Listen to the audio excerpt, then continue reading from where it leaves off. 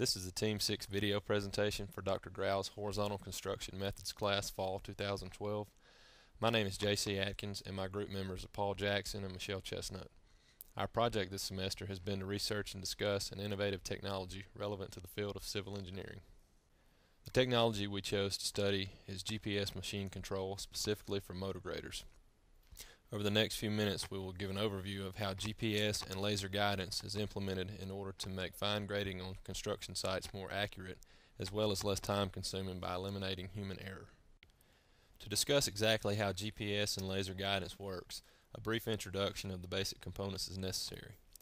Global Positioning Systems, better known as GPS, uses satellites orbiting the Earth to accurately track movements on the Earth's surface.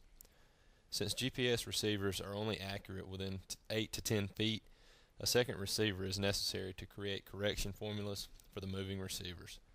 This second receiver is known as the base station.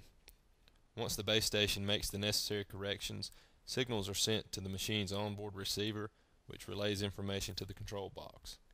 Once the control box receives this information, it either controls the grader or indicates to the operator what he or she should be doing with the machine. A base station is set up in a permanent location on the job site. This location is typically selected to be a central, out in the open area that will be able to be consistent throughout the entire project. The exact position of this base station is then determined by triangulation from multiple satellites. The next component, which is the onboard receiver, is located on the mast directly attached to the blade of the equipment. The onboard receiver receives the position of the equipment from the base station.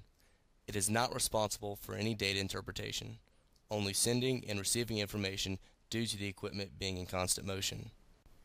The last component is the control box, which is located inside the cab. It receives the actual location data along with the desired elevation data. The control box then interprets the data and produces cut and fill quantities on the display inside the cab. There are now two options. The operator can either take these directions and maneuver the blade manually, or allow the actuators attached to the blade to automatically adjust the blade height and tilt. The traditional method associated with this technology is the completion of a control survey. A control survey, or project control survey, establishes control points along the length of a project using the state plane coordinates. After horizontal and vertical control points have been established, stationing along the project can commence. After stationing, cross-sections or series of elevations taken at right angles to a baseline and profiles can be obtained for existing and proposed grades. When the cross-sections are known, all the data needed for plotting a centerline will be obtained. When surveying, many factors must be accounted for in order for everything to run smoothly. First, a good crew leader is needed.